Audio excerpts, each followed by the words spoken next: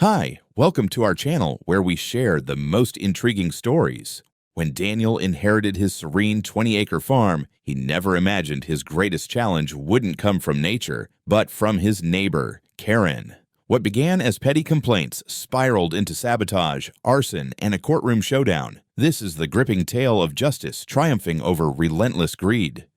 Daniel White, a 42-year-old craftsman, had always considered himself fortunate to inherit the family farm in the heart of rural Maine. Nestled in a serene valley, his 20-acre property was a picture of rustic charm. Towering pines lined the edges of the land, their silhouettes brushing against the horizon at dusk, while an old oak tree near the farmhouse stood as a silent witness to generations who had lived and worked here. The farm wasn't just a piece of land, it was a legacy, brimming with stories, sweat, and a quiet resilience. Daniel's life revolved around his woodworking business, a craft passed down from his father and grandfather before him. In a workshop built with their own hands, Daniel transformed raw timber into masterpieces, chairs that seemed to invite you to sit forever, intricately carved tables, and rocking chairs that sang with the rhythm of generations. His reputation for quality and care drew customers from near and far. Local farmers, urbanites looking for a touch of authenticity, and even collectors from out of state cherished his creations.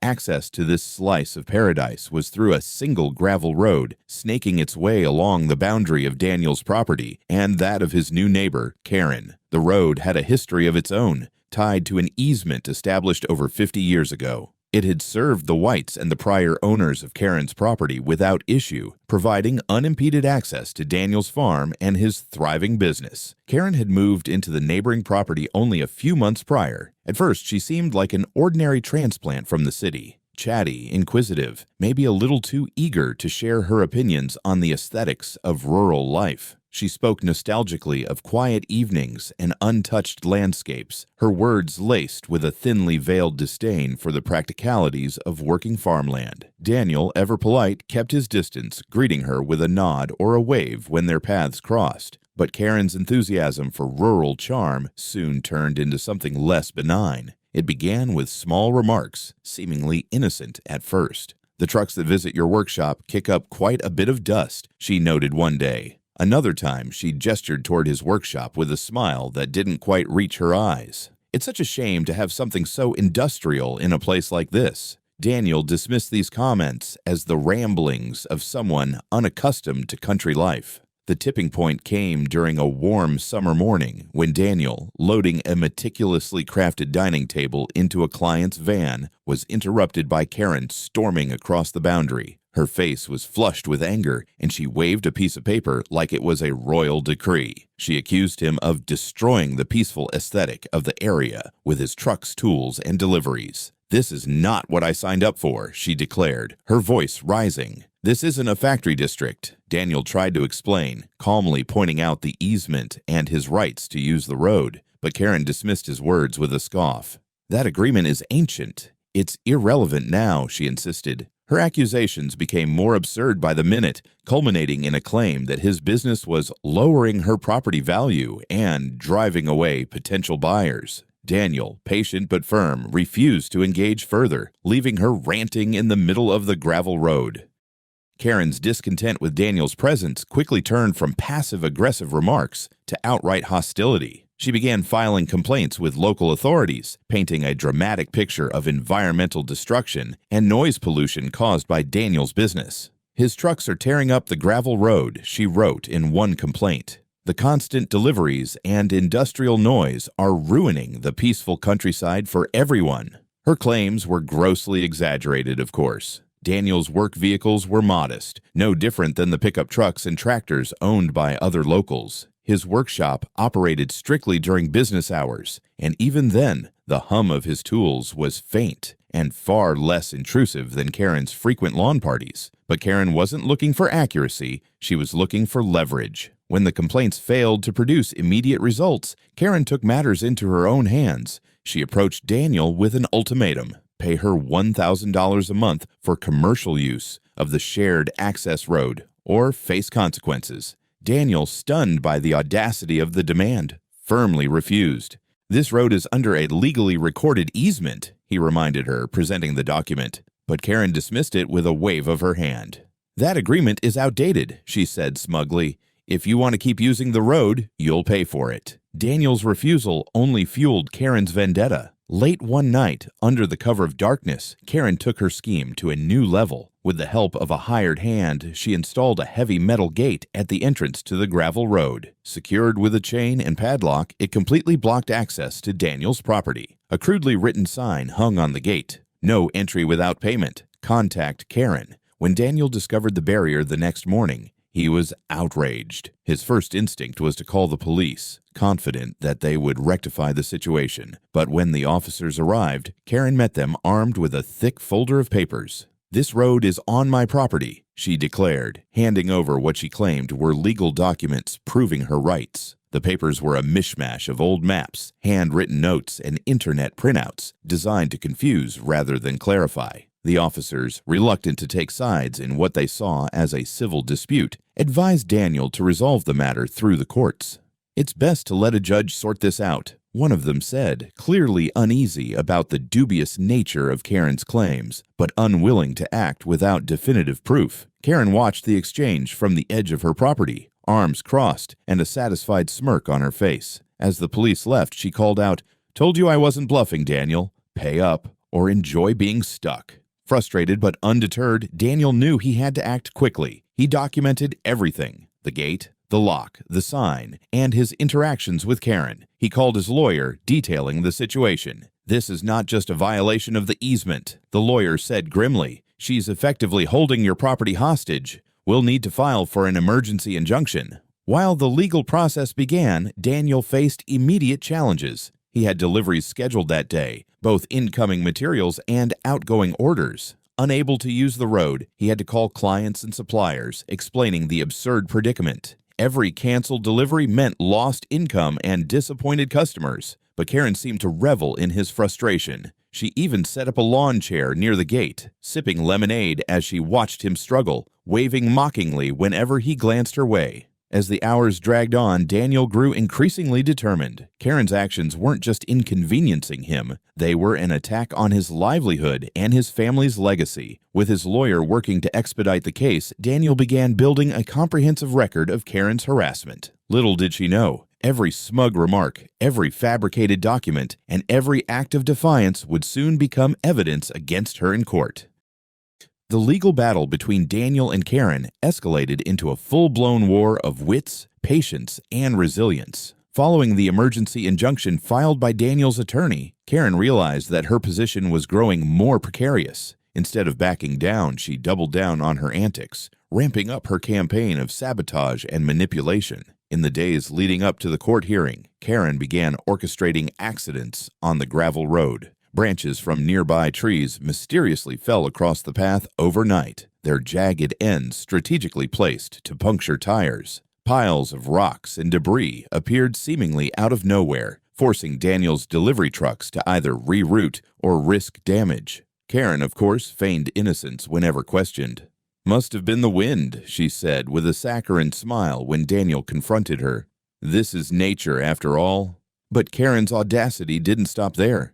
She installed several cameras along the shared road, claiming they were for security purposes. Their real purpose, however, was clear. Karen began using the footage to fabricate accusations against Daniel, alleging that his vehicles were speeding, trespassing, or causing environmental harm. She even sent a compilation of these so-called violations to the local authorities, framing herself as the vigilant guardian of rural harmony. Daniel, though frustrated, refused to be baited. His attorney, Claire Maddox, was a seasoned litigator with a reputation for dismantling weak arguments. She meticulously compiled a case against Karen, gathering every piece of evidence: videos of the blocked road, photographs of the debris, and testimonials from delivery drivers and neighbors who had witnessed Karen's behavior. Each element of the case painted a damning picture of a neighbor intent on harassment rather than harmony. When the court date arrived, the tension was palpable. The courtroom was packed with curious locals, eager to see the resolution of the conflict that had disrupted their otherwise quiet valley. Karen strutted into the room, clutching her folder of dubious documents, her confidence radiating as she prepared to play the part of the righteous protector. Karen began her defense with a self-assured air, claiming her actions were motivated by a deep concern for the community. She accused Daniel of exploiting the shared road for personal gain, disregarding its upkeep, and creating an unsafe environment. "I only wanted to preserve the peace and integrity of our neighborhood," she declared dramatically, as if she were delivering a sermon. Claire, unfazed, rose to present Daniel's case. With precision and poise, she dismantled Karen's narrative piece by piece. She began with the easement agreement, a legally binding document that explicitly granted Daniel unrestricted access to the road. The judge nodded as Claire explained its unambiguous language, leaving no room for Karen's reinterpretations. Next, Claire introduced the recordings of Karen's sabotage, footage of her scattering branches, dragging rocks into the roadway, and even tampering with Daniel's mailbox. Gasps rippled through the courtroom as the videos played, each clip underscoring Karen's malicious intent. The crowning moment came when Claire presented Karen's own camera footage, recontextualized to show how she had orchestrated the very incidents she accused Daniel of causing. Karen's confidence began to crack. She interrupted repeatedly, protesting that she was misunderstood, but her pleas only served to irritate the judge. "Mrs. Caldwell," the judge said sternly, "please allow counsel to finish." As Claire wrapped up her case, she delivered a final blow, an affidavit from a local arborist confirming that the branches found on the road had been sawed off intentionally, not broken by the wind. The evidence was irrefutable. Karen's campaign of deceit was laid bare for all to see. The judge, visibly unimpressed with Karen's theatrics, called a recess to deliberate. When the court reconvened, the verdict was swift and decisive. As the courtroom reconvened, the air was thick with anticipation. The judge, having reviewed the mountain of evidence and heard every argument, began delivering his verdict with measured authority. Karen, seated at her table, looked less like the self-assured crusader she had claimed to be, and more like someone grappling with the reality of consequences she had never anticipated. "Mrs. Caldwell," the judge began, his voice steady and firm, "your actions in this matter are not merely a dispute over property rights. They represent a deliberate and sustained campaign to obstruct, intimidate, and harass Mr. White in his lawful use of an easement. This court finds your behavior egregious, malicious, and entirely without merit." The gallery was silent, every word of the judge's rebuke ringing clearly in the packed room. Karen shifted uncomfortably in her seat, her confidence visibly unraveling. The judge continued, laying out his ruling. "First, you are hereby ordered to immediately remove any and all obstacles you have placed on the easement road. This includes the gate, the lock, and any debris you have deposited there. The road is to be restored to its prior condition within 48 hours, and you will bear the full cost of this restoration." Karen's jaw tightened, but she dared not speak as the judge pressed on. "Second, given the malicious nature of your actions, this court issues a restraining order. You are prohibited from coming within 200 meters of Mr. White's property, his business, or his clients. This includes the easement road, which you are barred from obstructing in any way. Failure to comply with this order will result in immediate penalties, including incarceration." The final part of the ruling brought a palpable shift in the room.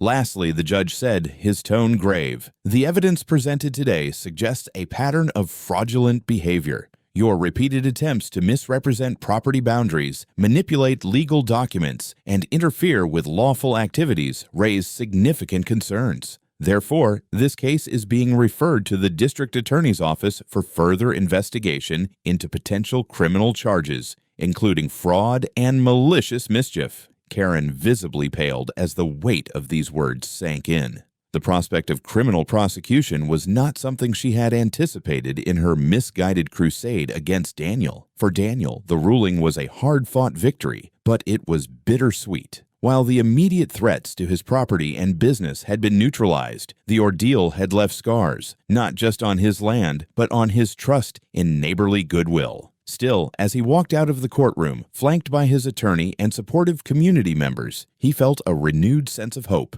Justice had been served, and the system had worked, albeit after a grueling process. Back at the farm, the offending gate was removed the very next day, leaving the road clear once more. Karen's cameras were dismantled, her fabricated accusations dismantled in court, and her influence within the local community evaporated. As for the pending investigation, Daniel knew it was now in the hands of the law, a reassurance that her actions would not go unchecked or unpunished. The valley began to feel peaceful again, the heavy shadow of Karen's interference lifting. And while the battle had been arduous, Daniel took solace in the fact that standing his ground had made all the difference. The scars left by Karen's malice would heal, and the lessons learned would strengthen his resolve for whatever challenges the future might hold. For a brief moment, it seemed the legal judgment would bring an end to Karen's relentless harassment. The gate was removed, the road was cleared, and the restraining order went into effect. Daniel began to rebuild the routines that Karen had disrupted, hoping to restore the peaceful rhythm of his life. But for Karen, defeat in court wasn't the end. It was a trigger for an even more destructive phase. Late one night, while Daniel was asleep, his security cameras captured a shadowy figure moving across his property. Clad in dark clothing and wearing gloves, Karen carried a gas canister toward the small storage shed Daniel used to house tools and materials for his woodworking business. Moments later, the feed showed the flicker of flames, which quickly erupted into a full-blown inferno. By the time Daniel and the local fire department arrived, the shed was reduced to smoldering ruins. As devastating as the loss was, Karen's arrogance was her undoing. The cameras captured every detail of her actions, her approach, the pouring of gasoline, and her hasty retreat as the fire engulfed the shed. Armed with this damning evidence, Daniel immediately contacted the police, who arrived to assess the scene. The officers reviewed the footage and wasted no time issuing a warrant for Karen's arrest. By dawn, Karen was in custody, facing serious charges of arson, trespassing, and violating the restraining order. As the investigation deepened, more troubling details about her past emerged. During her interrogation, Karen's attempts to defend her actions unraveled, and she inadvertently revealed her history of similar schemes. Detectives discovered that Karen had orchestrated nearly identical conflicts in at least 4 other counties. Her pattern was strikingly consistent. She would purchase property adjacent to easements or shared roads, then launch campaigns of harassment and sabotage against the owners. Her ultimate goal was either extorting money or forcing the owners to sell their land or businesses at a reduced price. Karen had even succeeded in several of her past attempts, pocketing settlements from property owners who couldn't endure the cost or stress of prolonged legal battles. However, her schemes had never reached the level of destruction or attention as they did with Daniel, and this time the evidence against her was overwhelming. The district attorney, now armed with Karen's history, moved quickly to build a robust case. The charges against her escalated to include fraud, malicious mischief, and conspiracy, in addition to the arson and trespassing charges stemming from Daniel's case. Witnesses from her previous conflicts were contacted, and several agreed to testify, eager to expose Karen's predatory behavior. As news of Karen's arrest and her history spread, her reputation crumbled. The community, once wary of taking sides in the dispute, now rallied behind Daniel, appalled by Karen's actions. Her previous victims began to come forward, sharing stories of financial losses, vandalism, and intimidation. Together, they formed a united front to ensure Karen would finally face the consequences of her actions. For Daniel, the fire was a painful setback, both financially and emotionally. Yet it also marked a turning point. Karen's willingness to escalate her vendetta to such dangerous levels had brought her downfall. With her crimes exposed and her tactics documented, Daniel could finally see a path toward lasting peace. Not just for himself, but for the many others who had suffered under Karen's manipulative schemes. The final chapter of Karen's saga unfolded in the courtroom, where justice was served with a resounding verdict. Found guilty on multiple charges, including arson, fraud, and threats, Karen was sentenced to 7 years in prison. The court also ordered her to pay $500,000 in damages to Daniel, a sum meant to cover the destruction of his shed, legal fees, and the financial losses caused by her malicious campaign. The weight of her punishment reflected not just the severity of her actions, but also her pattern of exploiting others for personal gain.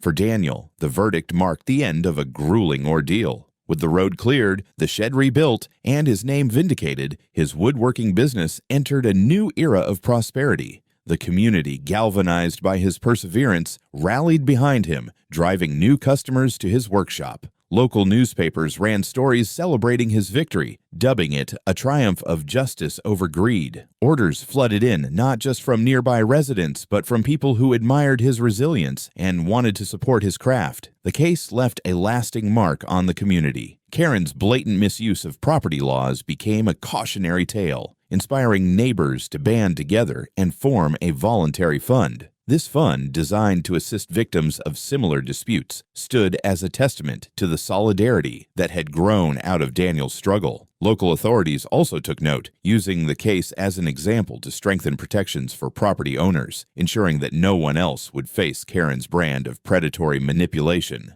As for Karen, her downfall was complete. Upon her release from prison, her name was added to a national registry of individuals involved in real estate fraud, effectively barring her from purchasing properties adjacent to easements or with shared access rights. Stripped of her tools for manipulation, she faded into obscurity, her schemes now a relic of her tarnished past. Looking back, Daniel found solace in knowing that his fight had not only restored his own peace, but also sparked meaningful change. His story became a beacon for standing firm against injustice, proving that resilience, when paired with community support, could overcome even the most persistent adversaries. And as the seasons changed on his farm, with the gravel road now untroubled and his workshop thriving, Daniel was reminded of a simple truth. Even the darkest conflicts can pave the way for brighter futures.